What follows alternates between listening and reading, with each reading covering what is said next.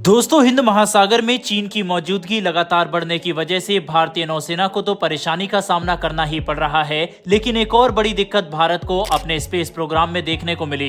दरअसल भारत की प्राइवेट कंपनियां इतिहास में पहली बार अपना स्वदेशी लॉन्च व्हीकल बना चुकी है, जिनमें हमारा खुद का 3D प्रिंटेड रॉकेट इंजन लगाया गया है। लेकिन इस शक्तिशाली लॉन्च व्हीकल का परीक्षण हम इसलिए नहीं कर पा रहे थे क्योंकि चीनी नौसेना के जासूसी जहाज हिंद महासागर में डेरा डाले बैठे थे। पर अब ऐसा नहीं होगा, क्योंकि भारत ने चीनी जासूसी जहाज के हमारे नजदीक होने के बावजूद इस परीक्षण को अंजाम दे दिया है।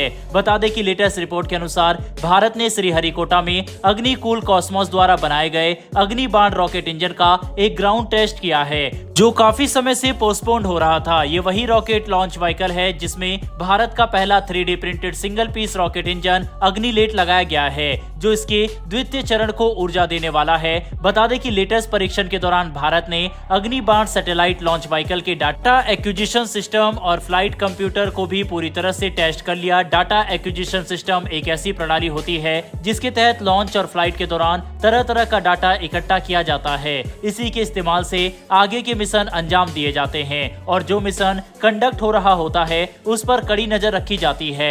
डाटा एक्विजिशन सिस्टम बहुत ही महत्वपूर्ण होता है और इसका सफल परीक्षण भारत के लिए एक बड़ा माइलस्टोन है। यही बात हम फ्लाइट कंप्यूटर के लिए भी कह सकते हैं, जिसके बिना तो कोई लॉन्च व्हीकल अंतरिक्ष की तरफ आगे बढ़ ही नहीं सकता। और हमने इन सभी चीजों को पूरी तरह स्वदेशी रूप से विकसित किया है। साथ ही इस परीक्षण से जुड़ी एक और काफी महत्वपूर्ण बात यह है कि जब अग्निबाण सैटेलाइट लॉन्च व्हीकल का असली परीक्षण किया जाएगा, तब जो लॉन्च सीक्वेंस कोड इस्तेमाल किए जाएंगे, बिल्कुल उन्हीं का इस्तेमाल इस ग्राउंड टेस्ट में भी किया गया, जिसकी वजह से ये बात साबित हो चुकी है कि असली परीक्षण की सफलता दर लगभग 100% की है। साथ ही इस परीक्षण के दौरान वैसे ही कंडीशन को बनाया गया जैसा एक्चुअल लॉन्च के दौरान होगा। बता दें कि अग्निबाण लॉन्च व्हीकल भारत के लिए काफी महत्वपूर्ण रहेगा, क्योंकि ये प्राइवेट कंपनी के पास इतनी अत्याधुनिक टेक्नोलॉजी आने का मतलब है कि अंतरिक्ष के क्षेत्र में भारत अवैध स्तर हासिल कर रहा है, जो दुनिया के अधिकतर देशों के पास नहीं है। जहां आज पाकिस्तान और कई दूसरे भारत विरोधी देश अपनी अर्थव्यवस्था को बचाने में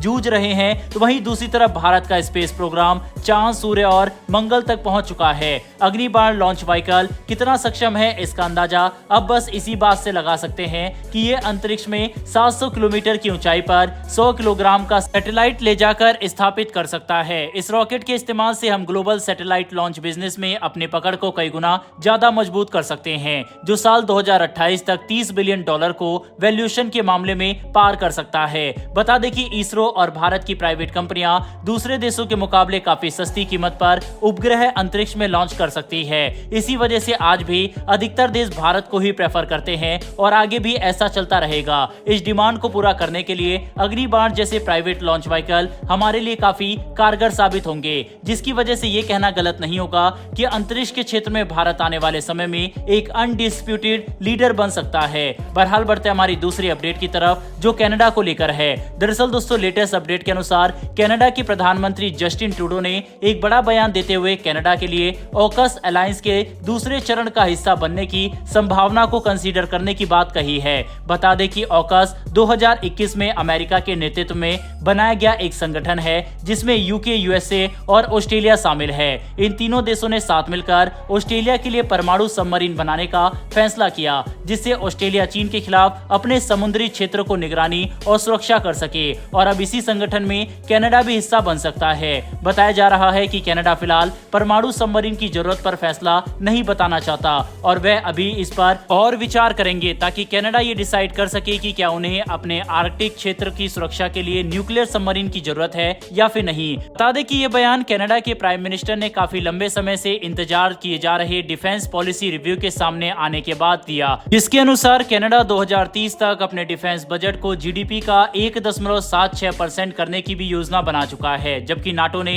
अपने सभी सदस्य देशों के लिए डिफेंस बजट को जीडीपी का 2% रखने की बात कही। और अपनी सुरक्षा को सुनिश्चित करने के लिए कनाडा नए सबमरीन, लॉन्ग रेंज मिसाइल और अर्ली वार्निंग एयरक्राफ्ट की खरीद भी करेगा। लेकिन न्यूक्लियर सबमरीन पर अभी फैसला लेने के लिए कनाडा को अतिरिक्त समय की जरूरत है। कुल मिलाकर समझने की कोशिश करें तो कनाडा अब अपने डिफेंस में बड़ा अपग्रेड करने की योजना योजना बना रहा है और हमें हैरान नहीं होना चाहिए अगर आने वाले समय में हम कैनेडियन नेवी के पास एडवांस परमाणु सबमरीन ऑपरेट होता देखे, जो काफी संभव है।